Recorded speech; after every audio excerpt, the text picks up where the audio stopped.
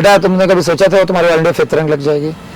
Sir ऐसा तो मैंने सपने में भी नहीं सोचा था कि मेरी ऑल इंडिया फिफ्थ रैंक लग जाए, क्योंकि बैकग्राउंड मेरा काफ़ी बेहद वीक था। सर मेरा बचपन से ही पढ़ाई में बिल्कुल रुझान नहीं था, मतलब जैसे नॉर्मली लोग पढ़ते हैं खाली वैसे ही मैंने पढ़ाई की। तो सर जैसे मैं 9th में गया तो 9th की एग्ज़ाम हो गई और मुझे पता नहीं था कि क्या गया, लेकिन मेरे 2 सब्जेक्ट में जैसे SST सोशल साइंस में और साइंस में सर सप्लीमेंट्री आ गई। अच्छा। उसकी सप्लीमेंट्री की एग्ज़ाम 2 दिन बाद थी, तो मुझे 2 दिन पहले ही पता चला था कि मेरे 2 विषय में सप्लीमेंट्री है। तो सर उसके लिए मैंने थोड़ा बहुत तैयार किया, तो जैसे तैसे 9th पास की, जिसके बाद BCA का 1 साल हुआ। पर सर हुआ तो पर मेरी पढ़ाई बचपन से ही बिलो एवरेज थी, तो मेरे डाटा स्ट्रक्चर में जो कि सेकंड सेम का पोर्शन है सर, उसमें मेरे सप्लीमेंट्री आ गई। अब सर मेरे सप्लीमेंट्री आ गई तो फिर मैंने उसका एग्ज़ाम 1 महीने बाद दिया, स्पेशल एटीगेटी एग्ज़ाम। तो सर मेरे उसमें भी सप्लीमेंट्री आ गई। कैसे इतना ट्रेमेंडस चेंज कैसे हुआ कि जब तुम 9th क्लास में बोला कि तुम्हारे सप्लीमेंट्री आ गई, 8th क्लास तक जनरल प्रमोशन से पास हो गए, 9th में सप्लीमेंट्री आ गई 2 सब्जेक्ट में, ग्रेजुएशन में तुम फेल हो गए, ईयर बैक लग गई तुम्हें। ग्रेजुएशन मतलब जो BCA की डिग्री तो अमूमन हर कोई पास कर ही लेता है, बहुत आसान है, लेकिन उसमें भी फेल हो गए और तुम्हें रिपीट करना पड़ा। मतलब देखा जाए तो 4 साल में ग्रेजुएशन कंप्लीट हुआ तुम्हारा।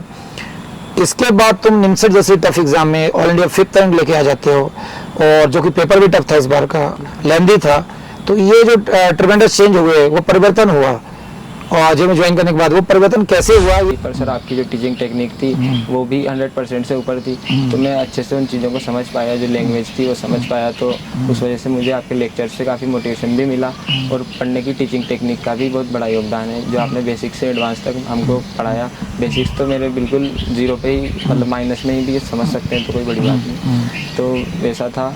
और जो यहाँ का जो टेस्ट मटेरियल है, जो टीचिंग टेक्निक से, जो शॉर्टकट ट्रिक्स है सर, उनका हमको निमसट 2025 में बहुत बेनिफिट मिला, क्योंकि सर वो जो पेपर बहुत लेंदी था, लेकिन सर आपने जो शॉर्टकट ट्रिक्स बताई थी उनसे वो हमारा टाइम लिमिट में हो पाया। सर मैंने पहले दिन से ही मतलब कंसेप्ट ऑब्जेक्टिव कॉपी बहुत व्यवस्थित तरीके से मेंटेन की थी, तो उसी कंसेप्ट ऑब्जेक्टिव की कॉपी से मुझे एंड में बहुत बेनिफिट मिला, जो कि आपने कहा था कि आज पूरा दिन है कंसेप्ट ऑब्जेक्टिव कॉपी रिवाइज करने के लिए। तो वो कंसेप्ट ऑब्जेक्टिव कॉपी में से ही बहुत सारा हमारे निमसट 2025 में आया, तो उसको बेहद में अच्छे से मेंटेन करने से मुझे अच्छा बेनिफिट मिला। सर मेरा पूरा एकेडमिक्स का करियर सर सबको पता है कि इस वजह से फेलियर स्टूडेंट है, तो उनको ऐसा जो भी रिलेटिव्स है तो वो उस तरह से मेरे को देखते भी नहीं थे, मतलब कि उनके काम वाला जो होता है उनके बेटे से मेरी तुलना करते थे। अच्छा। हाँ, कि हमारे काम वाले के बेटे के भी 60% है या 70 है, तो अच्छा, मतलब कहीं ना कहीं वो तुम्हें क्रिटिसाइज करके डिमोटिवेट करते थे। पर ऐसे ही रैंडमली भैया ने पूछ लिया कि आगे क्या करेगा, तो मैंने सोचा अभी तो कुछ पता नहीं है, तो उनको ही कैसे ध्यान में आया होगा, तो मुझे MCA का सुझाव दिया उन्होंने कि जिसे मिश्रा अकेडमी ज्वाइन कर ले। अच्छा। उनके काफी भैया ने एडवाइस किया तुम्हें यहाँ पे? हाँ। उनके काफ़ी सारे दोस्त हैं जिनको त्रिची में एडमिशन है, तो त्रिची में उनका भी पास आउट हो गया, अच्छा प्लेसमेंट है, तो उनसे मेरी बात करवाई, तो मुझे थोड़ा अच्छा लगा, मेरे घर वालों को भी बेहद अच्छा लगा। यहाँ का जो डिसिप्लिन है, यूट्यूब पे उन्होंने वीडियो वगैरह यहाँ का कल्चर देखा, तो मेरे घर वालों को बेहद अच्छा लगा, तो मुझे यहाँ पे आने के लिए घर वालों ने बहुत मोटिवेट किया। निमसट 2025 की टॉप ऑफ स्टॉक सीरीज में अब मैं आपकी मुलाकात करा रहा हूँ, जिसके निमसट 2025 में ऑल इंडिया फिफ्थ रैंक है, राधेमोहन पाटीदार से। हम जानेंगे कि कैसे इन्होंने तैयारी की और इस तैयारी के बाद ऑल इंडिया फिफ्थ रैंक कैसे आई, और इस पूरा JMA की जर्नी कैसे रही, निमसट 2025 की तैयारी कैसे की, क्या प्रॉब्लम्स आई, क्या समस्या आई, उनको कैसे ओवरकम किया और ऑल इंडिया फिफ्थ रैंक तक आए। राधेमोहन।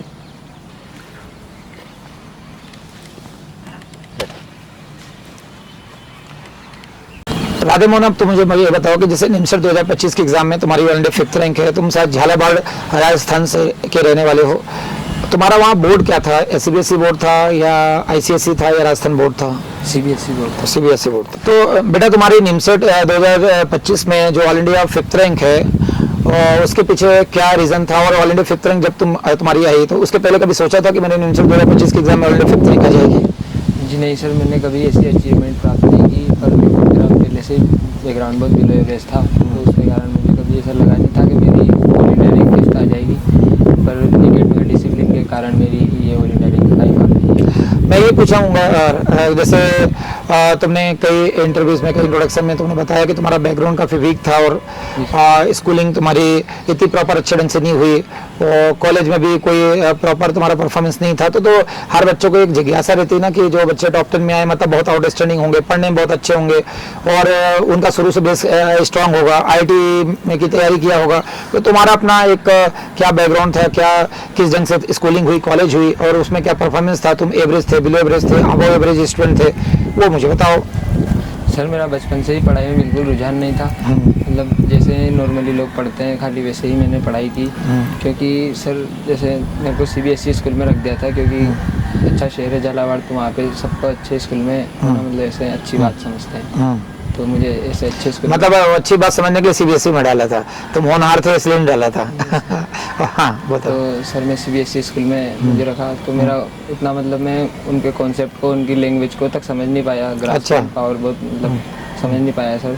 तो जैसे 8th तक तो जनरल प्रमोशन करके पास कर ही देते हैं। तो सर जैसे मैं 9th में गया तो 9th की एग्ज़ाम हो गई और मुझे पता नहीं था कि क्या गया, लेकिन मेरे 2 सब्जेक्ट में जैसे एसएसटी सोशल साइंस में और साइंस में सर सप्लीमेंट्री आ गई। अच्छा। उसकी सप्लीमेंट्री की एग्ज़ाम 2 दिन बाद थी, तो मुझे 2 दिन पहले ही पता चला था कि मेरे 2 विषय में सप्लीमेंट्री है। तो सर उसके लिए मैंने थोड़ा बहुत तैयार किया, तो जैसे तैसे 9th पास की। फिर सर जैसे 10th में गए तो 10th में उसका मतलब इतना भी कॉन्सेप्ट क्लियर नहीं थे, सारे चीज़ें के मतलब बचपन से पढ़ाई में रुझान था ही नहीं। तो जैसे तैसे सर उसको भी मैंने पास किया, तो सर पूरे स्कूल में मैं लास्ट आया उसमें, मतलब 53% खाली मेरे बने। अच्छा। फिर जिसके बाद सर 12th में 60 भी नहीं है तुम्हारे? 12th में सर मेरे 63 है और 10th में 53। अच्छा 10 में 53 है, हाँ ठीक है। हाँ। तो मैंने फिर जिसके बाद मुझे घर वालों ने थोड़ा उनको लगा होगा, मतलब पढ़ाई के लिए मुझे घर वालों ने हमेशा मोटिवेट किया, भले मेरा पढ़ाई में रुझान हो या ना हो। तो मुझे उन्होंने कोटा रख दिया कि या तो मेरा वहाँ कुछ हो जाए, क्योंकि कोटा हमारे पास में ही है। अच्छा। तो वहाँ का माहौल अच्छा है, वहाँ से सारे लोग कोटा ही जाते हैं 11th में मतलब। तो मुझे कोटा रख दिया। तो कोटा मैंने 6-7 महीने की कोचिंग की, पर सर लॉकडाउन के कारण मैं घर पे आ गया वापस। तो घर पे आ गया तो सर मैं फिर खेत वगैरह पे जाना शुरू कर दिया। पढ़ाई से बिल्कुल पूरा 100% कट ऑफ हो चुका था। तो अब 11th तो हो चुकी थी, तो 11th में मेरे एग्ज़ाम वगैरह ऐसे ही नहीं हुई थी लॉकडाउन के कारण। जिसके बाद 12th में सर वो जनरल प्रमोशन से पास हुआ। तो जनरल प्रमोशन से सर मेरे 63% खाली बस बने। तो फिर मेरे भैया ने मुझे बताया कि आगे क्या करना चाहिए तेरे को। तो मैंने नॉर्मली मैं रूटीन फॉलो कर रहा था, घर पे उठता था नॉर्मल, बस मतलब दिन कट रहे थे, कुछ आगे का पता नहीं था कि क्या करना चाहिए। पर ऐसे ही रेंडमली भैया ने पूछ लिया कि आगे क्या करेगा। तो मैंने सोचा अभी तो कुछ पता नहीं है, तो उनको ही कैसे ध्यान में आया होगा, तो मुझे एमसीए का सुझाव दिया उन्होंने कि जिसे मिश्रा अकेडमी ज्वाइन कर ले। अच्छा। उनके काफ़ी भैया ने एडवाइस किया तुम्हें यहाँ पे? हाँ। उनके काफ़ी सारे दोस्त हैं जिनको त्रिची में एडमिशन है, तो त्रिची में उनका भी पास आउट हो गया, अच्छा प्लेसमेंट है। तो उनसे मेरी बात करवाई, तो मुझे थोड़ा अच्छा लगा, मेरे घर वालों को भी बेहद अच्छा लगा। यहाँ का जो डिसिप्लिन है, यूट्यूब पे उन्होंने वीडियो वगैरह यहाँ का कल्चर देखा, तो मेरे घर वालों को बेहद अच्छा लगा। तो मुझे यहाँ पे आने के लिए घर वालों ने बहुत मोटिवेट किया। तो सर मैं यहाँ पे तो आ गया। फिर जिसके बाद बीसीए में एडमिशन दिलवा दिया मेरे भैया ने कि बीसीए के बाद एमसीए के लिए कोचिंग। तो सर यहाँ पे मैंने भैया ने बोल दिया था, तो मैंने विचार भी नहीं किया, काउंसलिंग ली और तुरंत रजिस्ट्रेशन करवा दिया। फिर जिसके बाद बीसीए का 1 साल हुआ, पर सर हुआ तो पर मेरी पढ़ाई बचपन से ही बिलो एवरेज थी। तो मेरे डाटा स्ट्रक्चर में जो कि 2nd सेम का पोर्शन है सर, उसमें मेरे सप्लीमेंट्री आ गई। अब सर मेरे सप्लीमेंट्री आ गई, तो फिर मैंने उसका एग्ज़ाम 1 महीने बाद दिया, स्पेशल एटीकेटी एग्ज़ाम। तो सर मेरे उसमें भी सप्लीमेंट्री आ गई। अच्छा अच्छा। तो फिर मैंने कॉलेज में बात की, ये मैंने घर पे नहीं बताया था, क्योंकि अब ऐसे ही मैं कैसे घर पे बताऊँ। तो मैंने वो ऊपर का ऊपर ही मैंने अपने से करने का सोचा। तो फिर 2nd बार में वो भी मैं एटीकेटी आ गई। तो जब मेरे 3rd अटेम्प्ट था, तो उन्होंने बोला कि पूरे 1 साल का ईयर बैक लगेगा। तो ईयर बैक जब लग रहा था, तो फिर मेरे को घर पे बताना पड़ा, क्योंकि जे में ज्वाइन करना था। मेरे घर वाले पूछ रहे थे कि अब तो तेरे को जे में भी जाना है। तो फिर मैंने मेरे पापा को बताया, उनको सबको सुन के बहुत दुख हुआ, पर मुझे फिर घर पे बुलाया। और फिर जिसके बाद 1-8 महीने में वहाँ रहा, थोड़ा नॉर्मल हुआ। फिर जिसके बाद मुझे वापस इंदौर भेजा।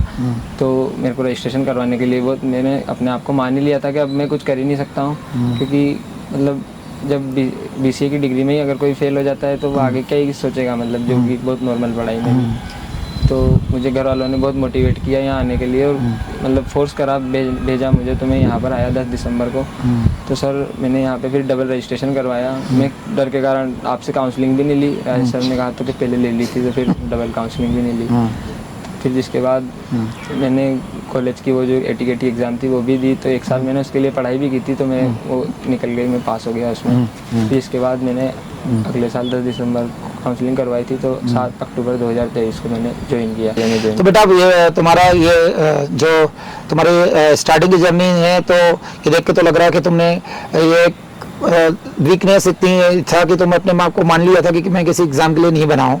उसके बाद भी तुमने ज्वाइन करके ऑल इंडिया 5th रैंक लाया। तो कैसे इतना ट्रेमेंडस चेंज कैसे हुआ कि जब तुम 9th क्लास में बोला कि तुम्हारे सप्लीमेंट्री आ गई, 8th क्लास तक जनरल प्रमोशन से पास हो गए, 9th में सप्लीमेंट्री आ गई, दो सब्जेक्ट में ग्रेजुएशन में तुम फेल हो गए, ईयर बैक लग गई तुम्हें। ग्रेजुएशन मतलब जो बीसीए की डिग्री तो अमूमन हर कोई पास कर ही लेता है, बहुत आसान है, लेकिन उसमें भी फेल हो गए और तुम्हें रिपीट करना पड़ा। मतलब देखा जाए तो 4 साल में ग्रेजुएशन कंप्लीट हुआ तुम्हारा। इसके बाद तुम निमसेट जैसे टफ एग्जाम में ऑल इंडिया 5th रैंक लेके आ जाते हो, और जो कि पेपर भी टफ था इस बार का, लेंदी था। तो ये जो ट्रेमेंडस चेंज हुए, वो परिवर्तन हुआ और जे में ज्वाइन करने के बाद, वो परिवर्तन कैसे हुआ, ये सब बच्चों के लिए एक बहुत इंपॉर्टेंट है। उन सभी बच्चों के लिए जो अपने आप को वीक या कमजोर समझते हैं, उनको लगता है कि हम जीवन में लाइफ में कुछ कर नहीं पाते। जब असफलता मिलती है और असफलता मिलने के बाद वो हमेशा ऐसा अवसाद में चले जाते हैं, गुमनामी के गर्त में चले जाते हैं, और उनको ओवरकम करना पेरेंट्स भी समझाते हैं, माता पिता के साथ साथ फैमिली मेंबर भी समझाते हैं, पर वो उभर नहीं पाते। तो तुमने कैसे ट्रेमेंडस चेंज हुआ कि ऑल इंडिया 5th रैंक लेके आए, और ये परिवर्तन कैसे कर पाए, वो बताओ मुझे। सर मेरा जेएमए तक आने में मेरे घर वालों का बहुत बड़ा योगदान है, उन्होंने मुझे यहाँ आने के लिए मोटिवेट किया। पर फिर जब सर मैं यहाँ पर आ गया, तो फिर आपके द्वारा मोटिवेट होने के द्वारा मुझे मेरी ऑल इंडिया रैंक 5 आज हासिल कर पाया हूँ। सर जैसे यहाँ पर जो डिसिप्लिन है, जो सुबह 7 से 9 तक हम पढ़ाई करते हैं, फिर इसके बाद आप रात का भी कुछ देर का समय बना के हमको देते हो, तो हमने उसको खाली बस फॉलो किया, तो मेरी ऑल इंडिया रैंक 5 आ पाई है। और जो यहाँ की बेटा टेस्ट सीरीज थी, टीचिंग टेक्निक थी, पढ़ने का तरीका था, शुरू में जैसे तुमने बताया कि तुम्हारा बेस बहुत ज़्यादा कमजोर था, 9th क्लास में तुम्हें सप्लीमेंट्री, तो बट ऑब्वियस है कि तुम्हारा मैथ्स वगैरह स्ट्रॉन्ग नहीं रहा होगा, सारे सब्जेक्ट नहीं रहेंगे। तो फिर ये मैं तो यहाँ पे बेसिक से हालांकि पढ़ाया, क्योंकि तुम्हारे बैच में बहुत सारे बच्चे बायो बैकग्राउंड के थे। 69 रैंक वाली भी तुम्हारी राजस्थान की है, बांसवाड़ा राजस्थान एक जगह वहाँ की थी वो, तो बांसवाड़ा से आई थी, तो वो उसका भी बायो बैकग्राउंड होने के कारण पिकअप करने में दिक्कत आई। और ये सारे बच्चे बायो वाले थे, तो मैंने बेसिक से पढ़ाता था, आई एडवांस लेवल तक लेके जाता था। शुरू में तुम्हें क्या परेशानी आई और उस परेशानी को कैसे दूर किया? जो अपनी आगे टेस्ट सीरीज है, चाहे वो तुम्हारा डीपीएस है, डेली प्रैक्टिस सीट है, डेली टेस्ट है, कैप्सूल है, प्री फाइनल पेपर है, फाइनल पेपर है, शॉर्टकट ट्रिक्स है, ये तुम्हारी रैंक लाने में क्या अहम भूमिका निभा पाए और इसको कैसे तुम अपने एग्जाम के रिजल्ट से जोड़ पाए, वो तुम मुझे एक्सप्लेन करो, बताओ। सर मैं जैसे बचपन से अभी तक पढ़ा, तो मैंने ध्यान नहीं दिया था, पर जैसे अकेडमी में आया तो मैं ये सोच के आया था कि अब जब घर वालों ने रखी दिया है, तो मैं पूरे ध्यान से अपने अच्छे तन मन से पढ़ूंगा। तो मैंने अच्छा अपना 100% देने की कोशिश की। पर सर आपकी जो टीचिंग टेक्निक थी वो भी 100% से ऊपर थी, तो मैं अच्छे से उन चीज़ों को समझ पाया, जो लैंग्वेज थी वो समझ पाया। तो उस वजह से मुझे आपके लेक्चर से काफ़ी मोटिवेशन भी मिला, और पढ़ने की टीचिंग टेक्निक का भी बहुत बड़ा योगदान है, जो आपने बेसिक से एडवांस तक हमको पढ़ाया। बेसिक्स तो मेरे बिल्कुल ज़ीरो पे ही, मतलब माइनस में ही भी समझ सकते हैं, तो कोई बड़ी बात नहीं, तो वैसा था। और जो यहाँ का जो टेस्ट मटेरियल है, जो टीचिंग टेक्निक से, जो शॉर्टकट ट्रिक्स है सर, उनका हमको निमसेट 2025 में बहुत बेनिफिट मिला, क्योंकि सर वो जो पेपर बहुत लेंदी था, लेकिन सर आपने जो शॉर्टकट ट्रिक्स बताई थी उनसे वो हमारा टाइम लिमिट में हो पाया। और हमको पेपर के दौरान भी ऐसे काफ़ी बार ऐसा लगा, पहले जो एक्टियाँ होती थी कि हमारा क्या होगा, मतलब पेपर के दौरान बीच में घबरा जाते हैं, तो ऐसे काफ़ी सारे पेपर हो चुके थे, तो उन पेपर के कारण वहाँ हम उसको 2025 में क्लियर कर पाए। बेटा मुझे बताओ कि जैसे तुम बोलते थे कि तुम्हारा स्कूल में कोई रुझान नहीं था पढ़ाई में, शुरू में ऐसे बताया, कॉलेज में भी कोई सिंसियर नहीं थे, इसलिए तुम्हें ईयर बैक लग गई थी।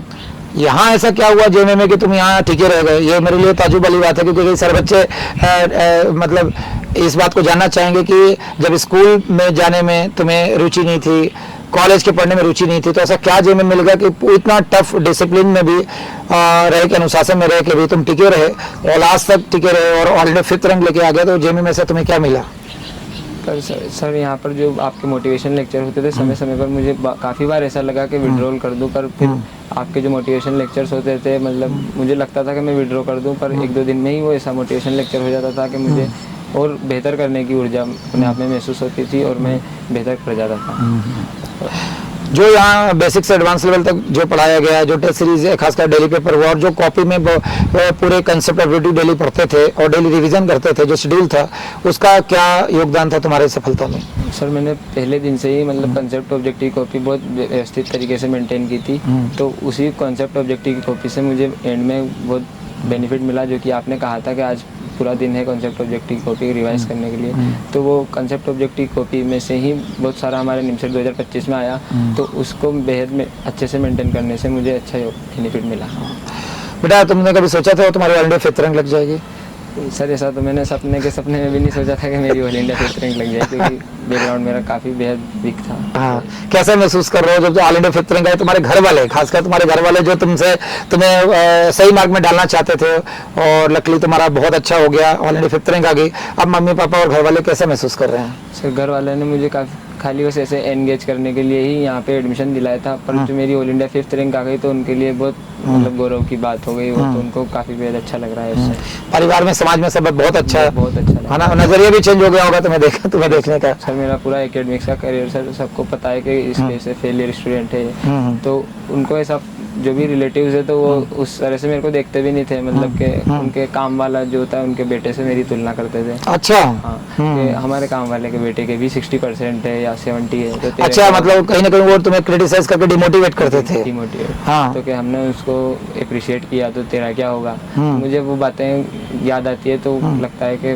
बहुत अच्छा होगा। अब तो सही जवाब मिला उन लोगों को जो तुम्हें, मतलब तुमने बताया ना कि काम वाले के जो काम करने वाले तुम्हारे घर में आते थे उनके बच्चों से तुम्हें कंपेयर करते थे, और ऐसे मैं यही कहना चाहूँगा सभी स्टूडेंट को जो ये इंटरव्यू सुन रहे हैं, तो सबसे बड़ी बात ये है कि ये राधे मोहन सबसे बड़ा उदाहरण एग्जाम्पल है कि समाज के कई सारे इसी के राधे मोहन पाटीदार के समाज के परिवार के कई सारे लोग जब क्रिटिसाइज करते थे कि बच्चा नहीं कर पाएगा, कुछ नहीं कर पाएगा, और कई लोगों ने भरोसा नहीं जताया कि जो 9th क्लास में बेहतर नहीं कर पा रहा, ग्रेजुएशन बेहतर नहीं कर पा रहा है, तो वो क्या कर पाएगा। कई सारे लोगों ने क्रिटिसाइज किया और डिमोटिवेट किया, ये डिमोटिवेट नहीं हुआ, और यहाँ आके उसने मेहनत करा, लास्ट तक टिके रहा और साबित कर दिया कि अगर व्यक्ति सही मार्ग में चल के, सत्य धर्म के मार्ग में चल के, पूरी ईमानदारी से, पूरी शिद्दत से मेहनत करे तो वो चीज़ें प्राप्त की जा सकती है, और सफलता किसी भी हालत में उस व्यक्ति को मिलती है जो धर्म और सत्य के मार्ग में चलता है, क्योंकि साक्षात ईश्वर साथ में रहते हैं। तो उन सभी बच्चों के लिए बहुत बड़ा मोटिवेशन है राधे मोहन पाटीदार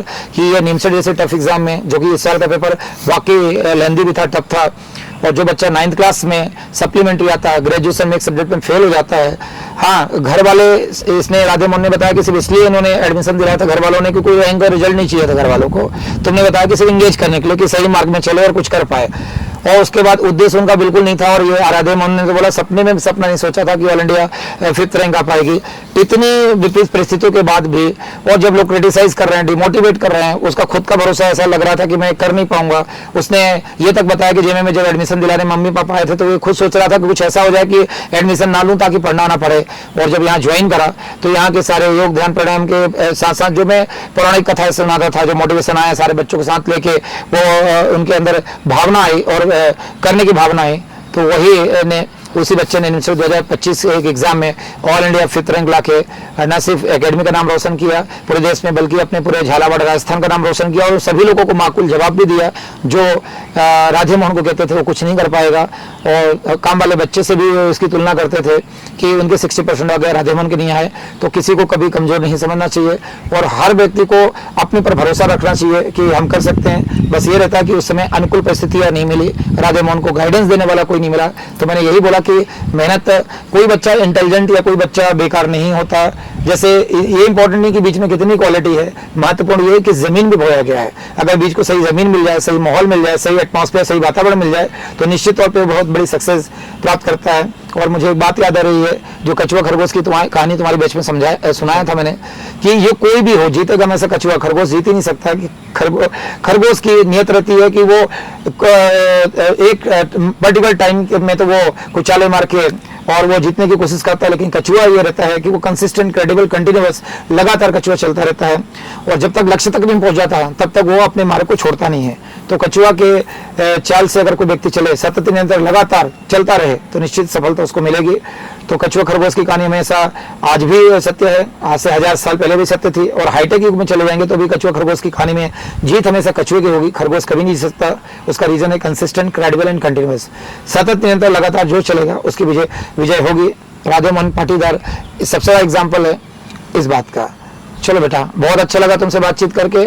और तुम अब अंत में जूनियर को क्या संदेश देना चाहोगे, क्या मैसेज देना चाहोगे, बताओ। तो जूनियर को मैं यही मैसेज देना चाहूँगा कि वो जेएमए को ज्वाइन करके यहाँ की एक एक चीज़ को फॉलो करे, आपके द्वारा बताई गई एक एक चीज़ को फॉलो करे, ताकि वो अपना एक बेहतर रैंक और रिजल्ट यहाँ से लेकर जा पाए।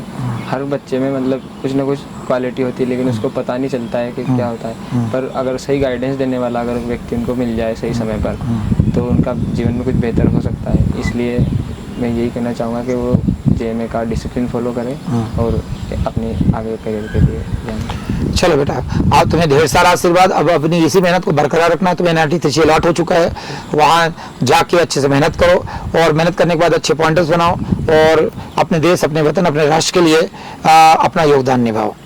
ठीक है बेटा, चलो, वंदे मातरम।